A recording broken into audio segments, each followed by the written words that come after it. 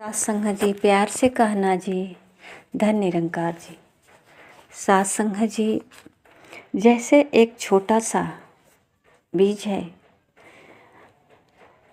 उसको हाथ पर ले करके ये किसी को समझाया जाए या खुद समझा जाए कि इसमें फल है, फूल है, बहुत बड़ा विशाल वृक्ष है, पर दिखाई तो नहीं देता ना। है पर दिखाई नहीं देता। आज ही अभी छोटा सा इसका रूप है बीज का, और इसके अंदर वो गुण है जो विशाल रूप में प्रकट हो सकता है, और इसमें फल भी और फूल भी लग सकता है। पर ये दिखाई क्यों नहीं पड़ता? क्योंकि अभी ये विशाल अपना रूप नहीं पकड़ा, वृक्ष नहीं बना है। और जब तक वृक्ष नहीं बनेगा तब तक फूल नहीं लगेगा, फल नहीं लगेगा। अभी ये सूक्ष्म रूप है, अभी एक ये बीज में सिमटा हुआ है, एक कोने में चिपका हुआ है। ये सड़ भी सकता है, इसी तरह इसका अंत भी हो सकता है। इस अंकुर का, इस बीज से इसका अस्तित्व खत्म भी हो सकता है। जब ये बीज सड़ जाएगा तो ये भी सड़ सकता है। सात संगत जी, कभी कभी बीज सड़ जाती है पर अंकुर निकल जाता है उसे तोड़ करके। और जब खेतों में पड़ता है तो खेत में ये जब बीज टूट जाती है, सड़ जाती है, इसमें से अंकुर निकलता है, इस बीज को तोड़ करके निकल जाता है। वातावरण जब मिलता है इसको, मिट्टी, पानी, हवा, धूप सब मिलता है, तो ये जो है पौधे रूप में विकसित होता है और धीरे धीरे विशाल वृक्ष बन जाता है। इसमें फूल और फल दोनों स्वतः लग जाती है। सात संगत जी, ये तो प्रैक्टिकल सामने सबको दिख रहा है कि हाँ, एक छोटा सा बीज है और उसमें से ये विशाल वृक्ष बन सकता है। पर सात संगत जी, परमात्मा को कहा जाए कि कण कण में है, घट घट में है, रोम रोम में है, तो परमात्मा कैसे प्रकट होगा? कहना तो बहुत सहज है कि परमात्मा कण कण में है, घट घट में है, और ये सत्य भी है कि जिस तरह एक पौधा, एक वृक्ष एक छोटे से बीज के अंदर दिखाई नहीं पड़ रहा है, जबकि इसमें फल और फूल छिपा हुआ है, हरियाली छिपी हुई है, बहुत बड़ विशालता इसका रूप छुपा हुआ है। अभी ये निराकार रूप में है, सूक्ष्म रूप में है, छोटा सा जीरो, जीरो से भी जीरो, बिल्कुल छोटा सा चिपका हुआ है, किसी को दिखाई भी नहीं देता। पर सात संगत जी, ये जैसे ही इसको मिट्टी में गाड़ दिया जाता है या इसको हवा, पानी, मिट्टी मिलता है तो इसमें से अंकुर निकल जाता है। इसी प्रकार हर मानव के अंदर, यानी हर इस पृथ्वी पे जितने भी हम देख रहे हैं जीवाजंत, चाहे वो जड़ वृक्ष ही क्यों ना हो, सब में परमात्मा का अंश है। जलचर, नभचर, जितने जल में चलने वाले जीवाजंत हैं, जितने पृथ्वी पे चलने वाले, नभचर जितने उड़ने वाले, सब में जीव है। सात संगत जी कहते हैं कि परमात्मा सब में है, सब में है, पर सात संगत जी किसी को आज तक दिखाई नहीं दिया, किसी को समझ में नहीं आया कि परमात्मा सब में है, कहाँ है, क्या करता है।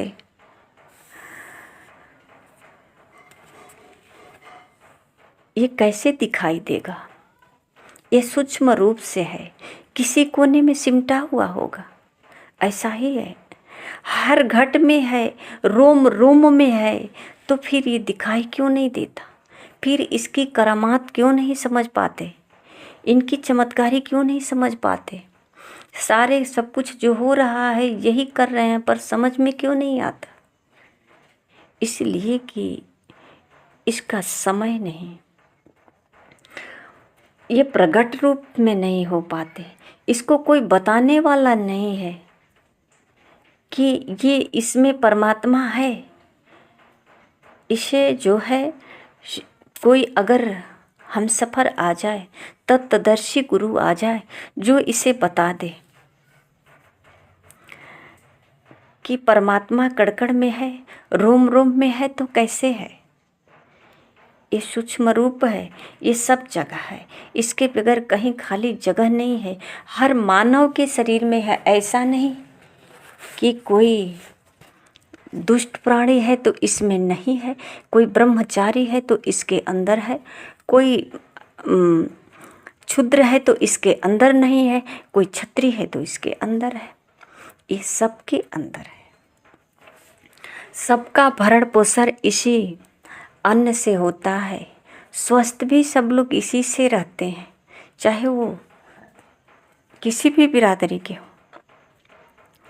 परमात्मा सब में एक ही है, अलग अलग परमात्मा नहीं है। ऐसा नहीं कि ठाकुर में परमात्मा दूसरा है, ब्राह्मण में परमात्मा दूसरा है, हरिजन में परमात्मा दूसरा है, यादव में परमात्मा दूसरा है। ऐसा कुछ भी नहीं, एक ही परमात्मा सब में है और है। और ये जो है सबके कर्मों का फल देने वाला है, मिलता है। जैसे जैसे ये शरीर का विकास होता है, सब कुछ समय समय पे मिलता है, पर जानकारी नहीं होती कि ये कर्मों का फल है। सत्संग जी इसीलिए जो है, जब तत्वदर्शी गुरु मानव के जीवन में जब आ जाते हैं तो इसका कर्म बदल जाता है। ये अच्छा कर्म करने लगता है। ये सूझबूझ करके इसके अंदर विवेक जागृत हो जाता है और स्वभाव कर्म बदल जाता है। और जब कर्म बदल जाता है तो फल भी बदल जाता है। अब फल तीखा नहीं होता, खट्टा नहीं होता, अब मीठा स्वादिष्ट होता फल।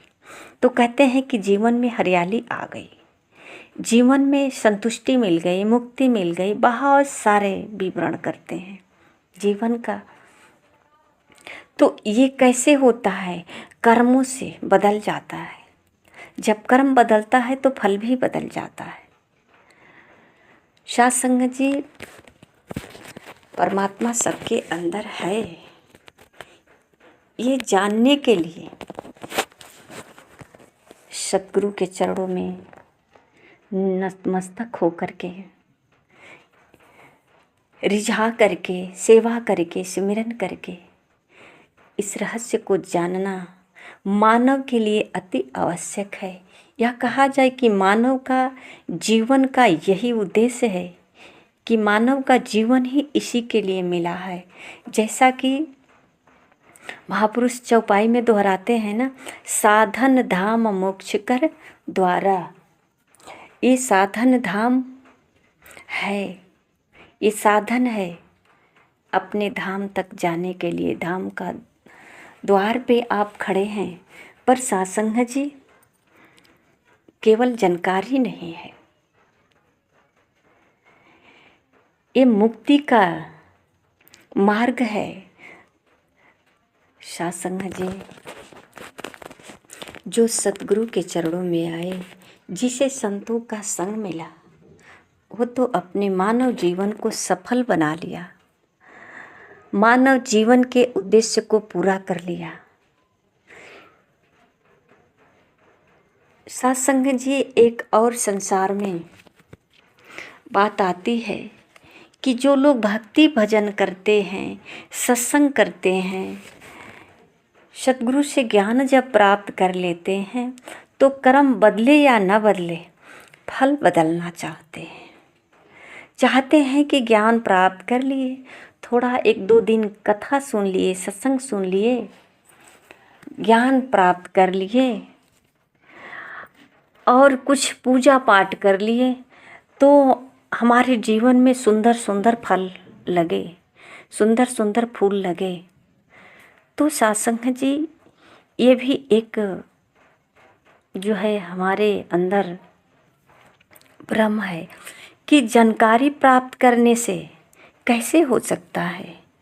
अगर जानकारी मिल गई, एक बीज को हाथ में लिया और किसी ने समझा दिया कि इसके अंदर बहुत बड़ा विशाल वृक्ष है, ये बीज को तोड़ करके अंकुर निकलेगा, इसमें पानी डाल दो, इसमें मिट्टी डाल दो, इसमें खाद डाल दो, इसको हवा लगे, धूप लगे, ये इसमें जो है बहुत विशाल रूप होगा और इसमें फूल लगेगा, फल लगेगा। जानकारी तो हो गई पर कर्म तो नहीं हुआ ना।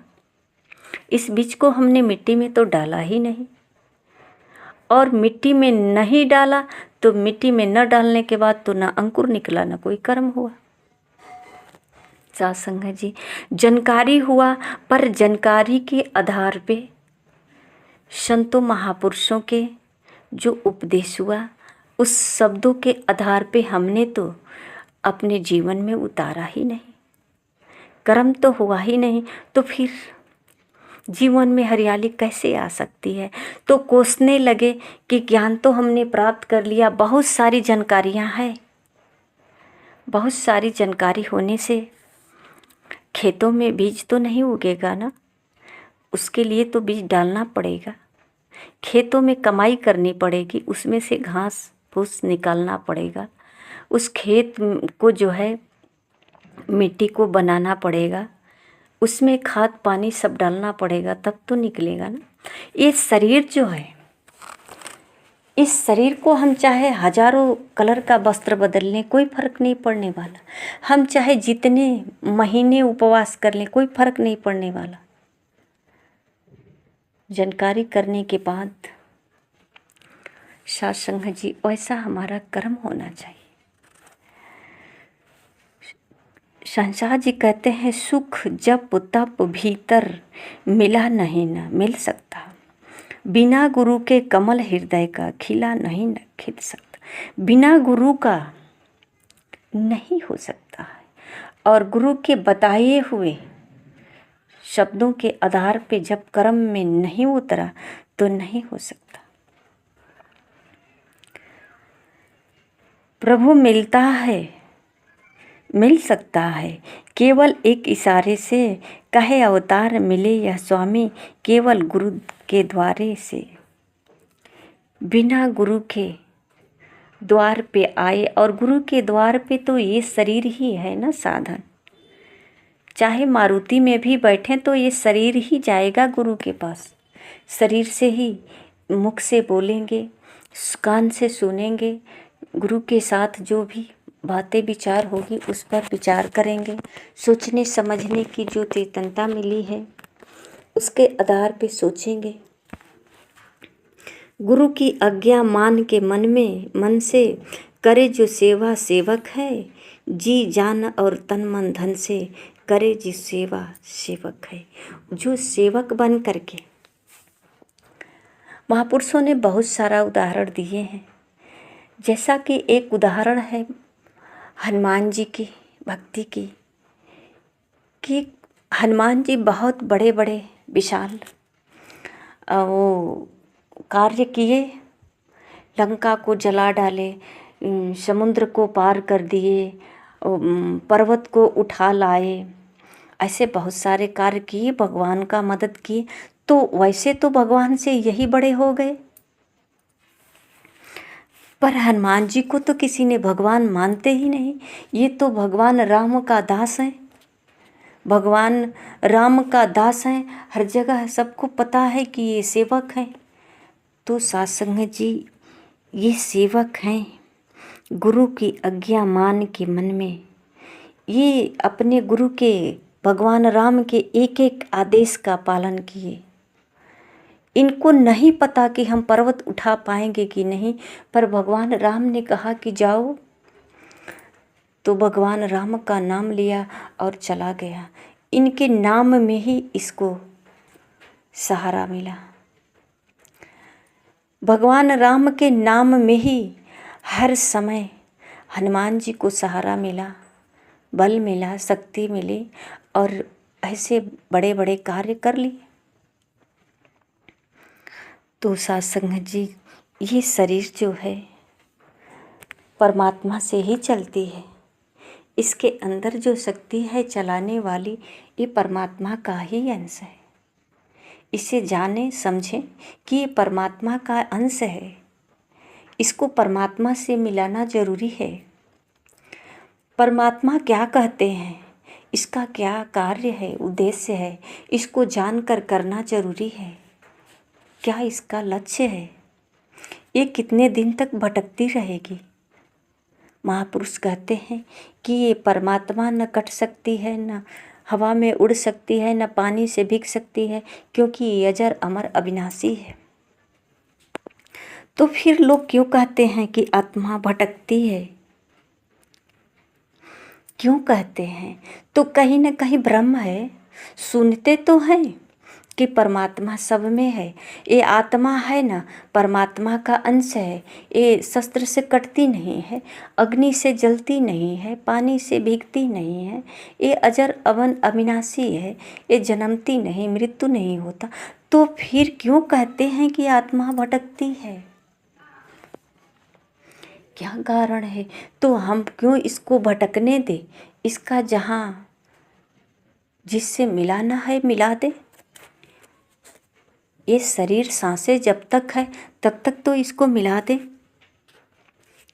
ये कार्य बहुत जल्द ही कर देना चाहिए। हर कार्य से पहले यही कार्य कर लेना चाहिए। पता नहीं ये शरीर कब तक रहेगा, तो इससे पहले आत्मा को परमात्मा से मिला ही देना चाहिए ताकि ये भटके ना। ये सबसे महत्वपूर्ण कार्य है। संसार का हर कार्य तो हम अपने से कर सकते हैं, पर ये क्या आत्मा को परमात्मा से मिला सकते हैं? जब तक गुरु नहीं मिलेगा। जग न जाने भक्ति क्या है, हरि को पाना भक्ति है, त्याग के सारे रगड़े झगड़े, गुरु रिझाना भक्ति है। एक को जानो एक को मानो, एक को पाना भक्ति है, जान हरि को याद में इसकी समय बिताना भक्ति है। निर्गुण निर्मल निराकार है, वाणी ने फरमाया है, कहे अवतार अंग संग मैंने रमे राम को पाया है। यह निर्गुण निराकार सद्गुरु फरमाते हैं। और परमात्मा को जानने के पाने के बाद ही भक्ति शुरू होती। कहते हैं सारे रगड़े झगड़े त्याग कर गुरु को रिझाना ही भक्ति है। तो सत्संग जी, हमारे जीवन में गुरु है कि नहीं? अगर गुरु होंगे तभी तो रिझाएंगे, गुरु होंगे तभी तो इनकी बात को मानेंगे। एक को मानो, किसको कौन है एक? 33 करोड़ देवता का नाम जानकारी है, 33 करोड़ देवता को पूजा करते हैं, पर इन पर सारे देवताओं पे विश्वास नहीं होता। कहीं न कहीं कह देते हैं कि आत्मा भटक रही है। पूरे जीवन ये सारे देवता देवी का पूजा करते रहे, लास्ट में फिर भी कहते हैं कि ये आत्मा भटक रही है, क्योंकि वो नहीं किया ना जो इसको करना था। ये एक को जानो एक को मानो, एक को पाना भक्ति है। ये अपने मूल को नहीं जाना। ये आत्मा जब अपने मूल को जान लेगी तो भटकना बंद हो जाएगा। मूल में मिल करके ये विशाल हो जाएगी। विशाल वृक्ष, ये परमात्मा अनंत है, असीम है, अथाह है, अडोल है, अखंड है, सब जगह व्याप्त है। तो ये जब मिल जाती है तो जैसे कि एक अंकुर निकल करके, बीज टूट करके विशाल वृक्ष अपना रूप फल और फूल प्रकट होता है, उसी प्रकार ये आत्मा जब अपने मूल को जानकर मूल में मिल जाती है, परमात्मा में मिल जाती है, तो ये अजर अमर अविनाशी अथाह ये विशाल में मिल करके विशाल हो जाती है। ये शरीर जो है, इस शरीर का भाव जो विदेह भाव होता है, ये शरीर का भाव जो है धीरे धीरे ये भाव जो है परमात्मा में लीन होने लगता है, परमात्मा में खोने लगते हैं। इनकी पता अब नहीं होता। जैसा कि महापुरुष कहते हैं कि जब तक परमात्मा का पता पूछ रहे थे, तब तक तो मेरा पता ठीक था। मुझे अपना पता मालूम था कि मैं कौन हूँ, कहाँ हूँ, किसके घर का हूँ, क्या कर सकता हूँ। पर जैसे ही परमात्मा का पता मिला तो मेरा ही पता गुम हो गया, मैं भूल गया इसी में। तो सत्संग जी ये मूल है, इसको जान लेना ही हमारे जीवन का लक्ष्य है और भक्ति है। सत्संग जी प्यार से कहना जी। धन्य रंगा जी।